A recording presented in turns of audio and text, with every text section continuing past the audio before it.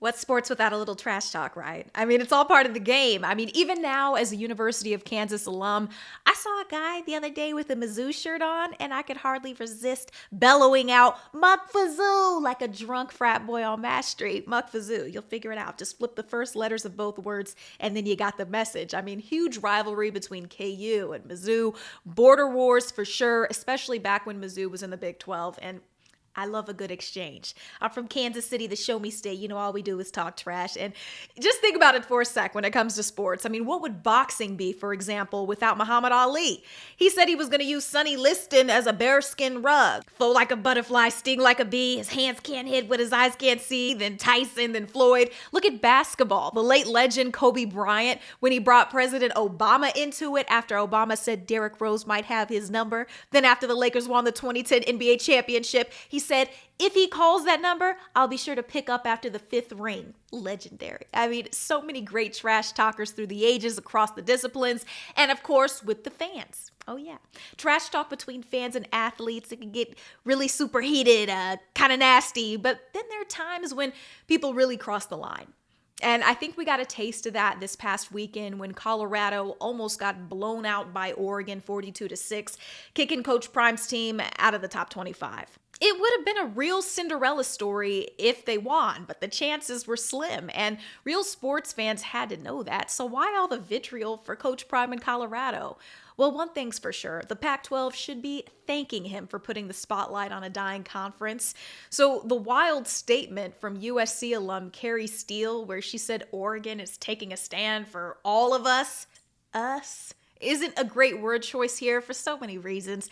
Even if the intent wasn't racial divisiveness, and some people won't understand why and think millions of people are overreacting, but you'd have to understand the dynamics at hand when it comes to how Black coaches have been treated at a professional level in this country. Why rules like the Rooney Rule even need to exist. No one likes to talk about racism. Put it in a closet. A lot of people are tired of it, but how tired do you think the victims of it are? And no, not everything is racist.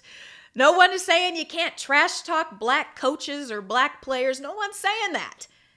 Everyone is fair for trash talk in sports in my book, okay, in my humble opinion.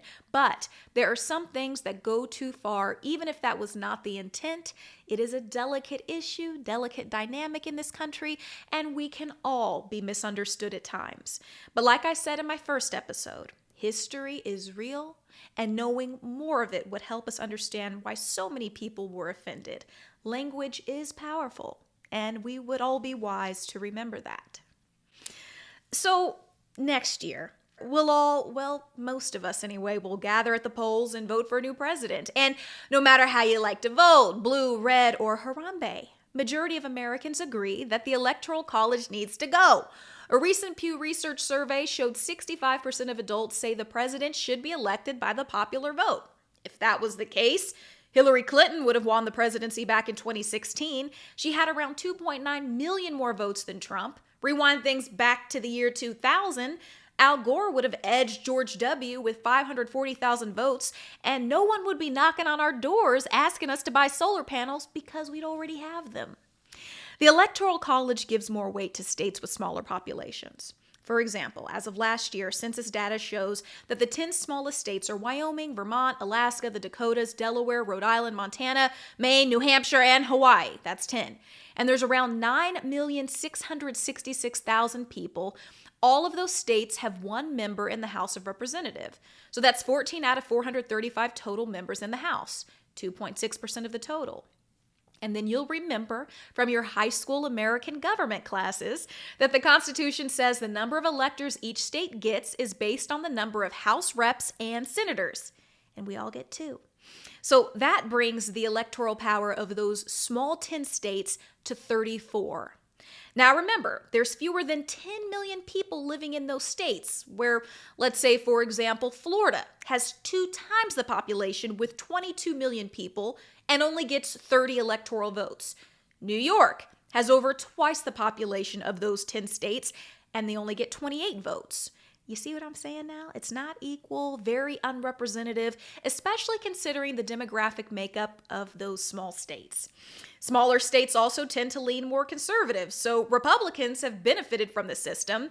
But according to Pew's research, even Republicans are divided on whether or not we should keep the Electoral College. 52% say, yeah, keep it. 47% want a popular vote. Wow. For once, the Republicans aren't the bad guys. No, I'm just kidding. I'm just kidding. Take it easy. But seriously, I've never been a fan of the Electoral College, especially because of faithless electors, which are electors who don't vote how they pledge to. It actually happens. Now, it hasn't swung an election, but it's a very serious assault on American democracy for an elector to just go rogue.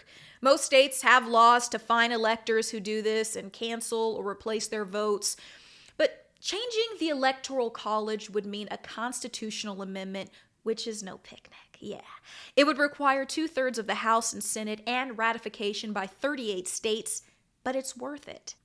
And I'll go back into history real quick to show you why. James Madison, the father of the Constitution, didn't want a popular election because the North had more people and a lot of the South were comprised of enslaved blacks who, couldn't vote, which led to the 3/5 compromise, where enslaved blacks were counted as 3/5 of a person when counting state populations, which determined the amount of representatives a state gets in the House, and in turn, electoral votes. All created because Madison and Southerners knew that they were outnumbered by the North. The slavers stacked the deck. Once again, like I said in the first episode, it's so important to know your history. And these are all facts, by the way. I'm a journalist. Fact check me, baby. And hey, I gotta give a shout out to all of the Hollywood writers who write my favorite binge-worthy shows. Their labor union just pulled off a major win in a new contract with the Alliance of Motion Picture and Television Producers after being on strike for 148 days out there in the sun. They were chopping down the palm trees, so they couldn't get no shade out there, but they stayed strong. And AP News now says the deal includes big wins for areas writers fought for, like compensation, length of employment, staff sizes, and control of artificial intelligence, something we talked about in episode 2.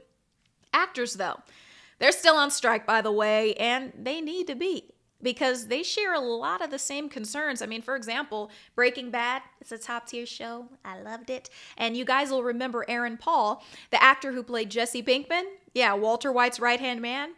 He says he doesn't get paid any residuals from Breaking Bad while the show's on Netflix. And I know a lot of people out there don't care about rich people problems. But if one of the biggest actors on the show gets no residuals, imagine being a budding actor, a less recognizable face. A lot of those people take on other jobs to survive in the volatile world of Hollywood, and they're living paycheck to paycheck, if even that. Don't you guys remember when Cosby Show actor Jeffrey Owens was job shamed for working at Trader Joe's? Yeah, not everyone is pulling in multi-million-dollar movie deals. But still, a lot of blue-collar Americans feel a disconnect from the glimmering lights of Hollywood, so we'll turn our sights onto some of the most hardest-working, underpaid people in our country. I'm talking about teachers. A group of researchers out of Kansas State have been tracking the national teacher shortage and has found over 55,000 teacher vacancies and 270,000 teachers who are underqualified for the jobs they do have. This is all across the country. Some of the states hit worst are Florida, Georgia, North Carolina, Nevada, Texas, and the list goes on.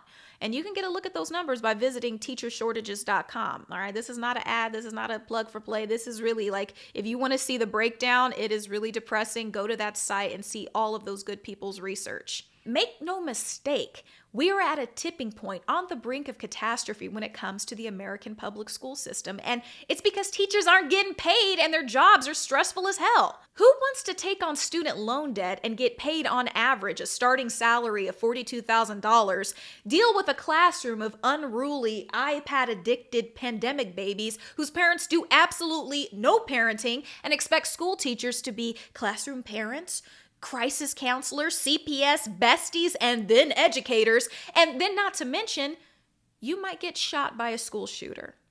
Who wants to sign up for that? My mom's a teacher, and it's personal for me. According to the National Education Association, teachers are making $3,600 less than they did 10 years ago when you account for inflation. And you guys all know prices are high right now. Gas prices, yeah, back on the rise. I paid $5.19 a gallon, $89 to fill my tank. Bag of chips, that's $5. And they give you less now. Halloween candy, you know I love Halloween. I went to the store, I'm like, dude, miniature Snickers, miniature 100-gram bars are like half the size they used to be. Anyway, I digress. The most American way to get more pay is to go on strike. We just saw what happened with the Hollywood writers' strikes. They put a multi-billion-dollar industry on notice, forcing their hand. It's how the little guy does it. And that's what unions are for, so why aren't we seeing more teacher strikes? Well, in 35 states, they are illegal. For example, Texas, Nevada, Missouri, Florida, New York, you can't do them. But earlier this month, 9 schools shut down in Las Vegas because teachers called in sick. One school had 87% of its teachers call in sick on the same day. They called it a sick out. All of this happening while the local school board and labor union continue bargaining. They had to call in sick because a real strike could result in serious fines for the respective union, and teachers could lose their jobs. But the district can't afford to lose them, so I say screw it and go to the picket lines. It's a horrible thing when teachers are suffering, because when teachers suffer, kids do too. No one wants that. No one wants to see kids out of school. The financial burden it can place on parents is huge, but something must be done because things aren't getting better. And having larger classroom sizes because there aren't enough teachers and having over 100,000 unqualified teachers in classrooms isn't providing the best education for our kids either. And that's made clear when you see data like this one from Gallup and the Barbara Bush Foundation from 2020 that found 130 million adults in the U.S. struggle to read basic sentences. That's where we're at, people. Pay the damn teachers.